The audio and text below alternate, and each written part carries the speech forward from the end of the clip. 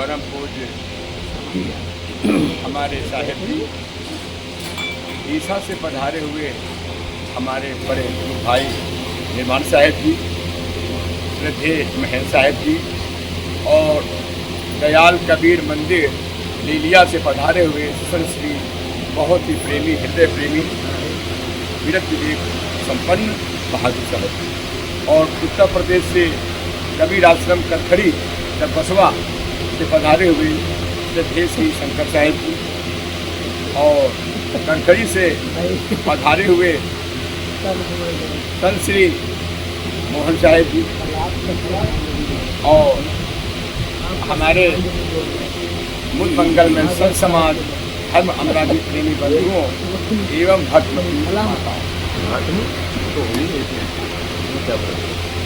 आज बड़े मेहनत से, बड़ी श्रद्धा से, बड़े भाव से हमारी सुशीला बहन ने सभी संतों को एकत्रित किया है।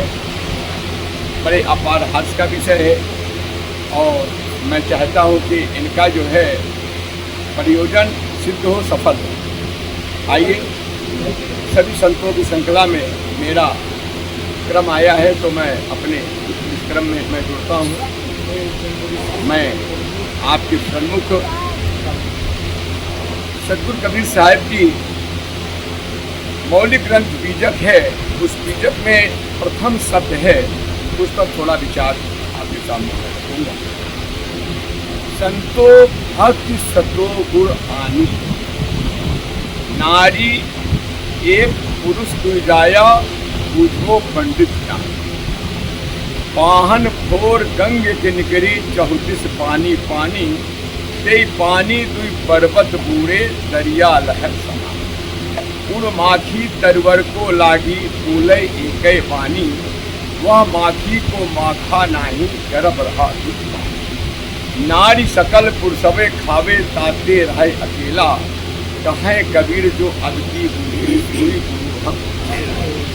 आइए थोड़ा सा विचार। संतो भक्ति सतो गुण आनी, संत किसे कहते हैं पहले तो ये समझिए, क्योंकि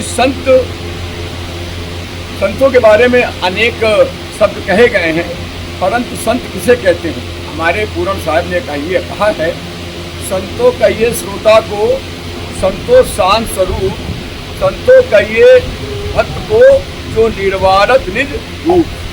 हर जीव को उन्होंने संत बताया, लेकिन संत वही है जो शांत स्वरूप है, कभी आपस में लड़ाई झगड़ा विवाद नहीं करता, वो संत नहीं हो, क्योंकि लड़ाई करेगा, बहस करेगा, विवाद करेगा तो दुखी होगा। इसलिए संत वही है जो शांत रहे, पक ज्यादा ना करे, बोले नहीं, ऐसा संत होना चाहिए। संत की परिभाषा हमारे पूरन साहब ने दिया है, उसे संत कहते हैं। अब आइए देखिए, भक्ति किसे कहते हैं? संतो भक्ति सतो गुणानी। भक्ति का अर्थ यह है सेवा करना। किसकी सेवा करना है? संतों की, गुरुजन की, माता पिता की, हर जीव की सेवा करनी चाहिए, क्योंकि सेवा करने से हमारा मन निर्मल होता है। इसलिए सेवा ही साधन है आगे बढ़ने का। सेवा करनी चाहिए, जनमानस की सेवा करनी चाहिए, भूखे को भोजन देना चाहिए, प्यासे को पानी पिलाना चाहिए, गरीबों को धन देना चाहिए, ये सेवा है। सदगुरु कबीर साहब ने कहा, भक्ति का स्वरूप क्या है? भक्ति का अर्थ ये है कि अपने आप को विभक्त कर लेना। कैसे? बांट लेना। जड़ चेतन दो वस्तु है, उस जड़ से अपने आप को, चेतन को अलग कर लेना। कैसे? जैसे मूंज होती है, बहनें जो गांव में रहती हैं मूंज से सीख को निकाल लेती हैं, उसी प्रकार से हमको जीते जी इस शरीर में रहते हुए अपने आत्मा को अलग कर लेना। क्योंकि सतगुरु कबीर साहब ने कहा है, तन धर त्याग ही तनहि को, मन से मन निर्मूल, ऐसे संत कबीर गुरु हरि जीव की। जो सतगुरु कबीर साहब कहते, तन धर त्याग ही तनहि को, इस शरीर में रहते हुए जीते जी इस शरीर को त्याग दें। शरीर का त्यागने का मतलब शरीर भाव छूट जाए। तन धर त्याग ही तनय को, मन से मन निर्मूल। जब हम ध्यान करते हैं, साधना करते हैं, ध्यान में बैठते हैं, तो मन से मन को कैसे निर्मूल करें? हम बैठे बैठे मन के दृष्टा बन जाए। मन ऐसा मिल जाता है जीव के साथ, आप मन को जान ही नहीं पाते हैं। मन को जानेंगे कैसे? पहले जीव को मन से अलग करें। कैसे अलग करने की विधि क्या है? उसको दृष्टा भाव से देखें कि मन हमारा कहाँ जा रहा है। शांत होकर हम बैठते नहीं, कभी इसी संसार में लगे रहते हैं। हम रात दिन इस शरीर के लिए इतनी सेवा करते, इतनी गुलामी करते हैं, जो कि नाशवान है, नष्ट होने वाला है, हमारा सच्चा साथी भी नहीं है, फिर भी इसकी सेवा हम रात दिन 24 घंटा करते हैं।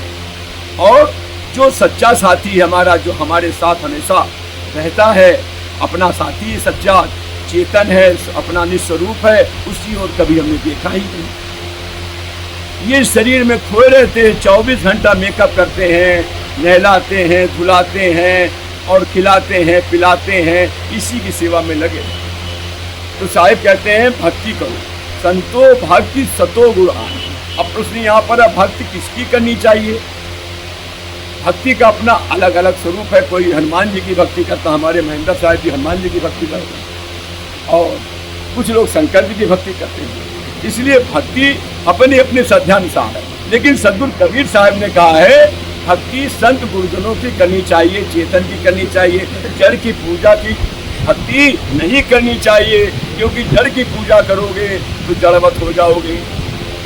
इस संसार में रह करके भक्ति करो तो चेतन की करो, सद्गुरु संतों की करो, अपने माता पिता की सेवा करो, उनकी भक्ति करो, क्योंकि माता पिता इस धरती पर लाने वाले, इस शरीर को लाने वाले हमारे माता पिता हैं, जीव को लाने वाले नहीं। जीव तो अजन्मा है, अजर है? अजर है अखंड रूपी परम प्रकाशी, देखो सूर्य से उदासी, देखो अति हो सुहाय हो। ये अजर अजर अखंड है, हमारा स्वरूप है। ये ज्ञान कौन कराता है? हमारे संत सद्गुरु, ये जो विराजमान है, मंचासीन है, ये हमें बताते हैं कि सद्गुरु की भक्ति करनी चाहिए। हमारे पूर्ण साहिब ने कहा, ऐ संतो, अगर भक्ति करना है तो अपने हृदय में संत गुरुजन की भक्ति धारण करो, संत गुरुजन की भक्ति करो। नारी एक पुरुष दुजाया पूछो पंडित ज्ञानी। एक स्त्री ने 2 पुरुषों को पैदा किया। ऐ पंडितों, ऐ विद्वान, ये तुम्हारे पास बुद्धि विवेक है तो बताओ कौन वो नारी है और वो कौन 2 पुत्रों को पैदा किया है? पंडित जवाब नहीं दे पाते हैं। तो कबीर साहब बताते हैं वो नारी है भक्ति। भक्ति, जब मनुष्य भक्ति करता है तो उसके हृदय में ज्ञान आता है, गुरु की कृपा से। ज्ञान आने से फिर वैराग्य पैदा होता है।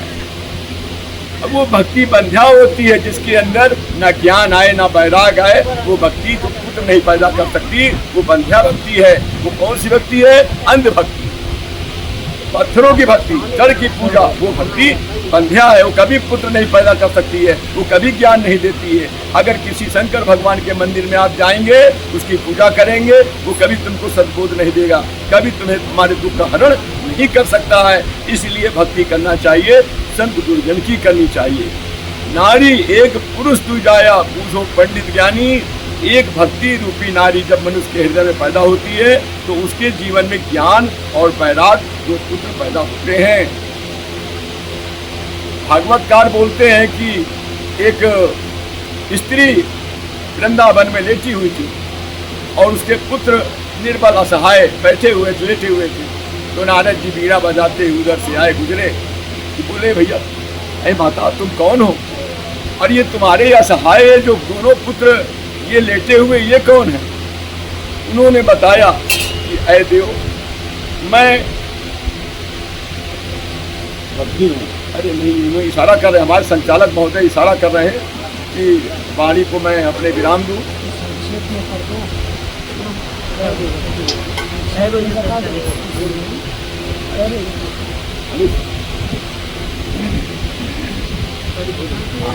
ठीक है, संक्षिप्त में करेंगे सर।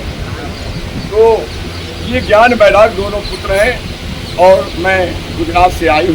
गुजरात में लोग, और मैं द्रविड़ देश में पैदा हुई हूँ, द्रविड़ देश में पैदा हुई हूँ और गुजरात में आई हूँ। गुजरात में मेरा लोगों ने सम्मान नहीं किया। अब वृंदावन में आई हूँ तो वृंदावन में लोग भक्ति तो करते हैं, लेकिन ज्ञान वैराग मेरे जो है निर्बल, असहाय, कमजोर पड़े हैं। यहाँ पर भक्ति तो होती है लेकिन कोई ज्ञान और वैराग को धारण नहीं करता, इसलिए हमारे ज्ञान वैराग पुत्र कमजोर पड़े हुए हैं। तो ये उन्होंने अपना परिचय दिया। नारी एक पुरुष दुजाया बूझो पंडित ज्ञानी, वाहन फोर गंगे के निकली 34 पानी। सज्जनों, गंगा की उत्पत्ति स्थल कहाँ है? गंगोत्री। वहाँ पर पत्थरों को तोड़ करके गंगा जी की उत्पत्ति हुई। इसी प्रकार से मनुष्य के हृदय में, मनुष्य क्या है? विषयी है। विषयी मनुष्य विषयों को भोगते हुए इसका दिल कैसे हो जाता है? पत्थरों के समान पत्थर होता है। उसके हृदय में दया नहीं होती है। जब मनुष्य के अंदर काम आता है तो स्त्री की दुख दर्द को नहीं समझता, बस वो अपनी इच्छाओं को पूरी करना चाहता है, इसलिए उसका हृदय पत्थर के समान हो जाता है। लेकिन जब मनुष्य के हृदय में भक्ति आती है, भक्ति भावना आती है, तो क्या होता है? विनम्र हो जाता है।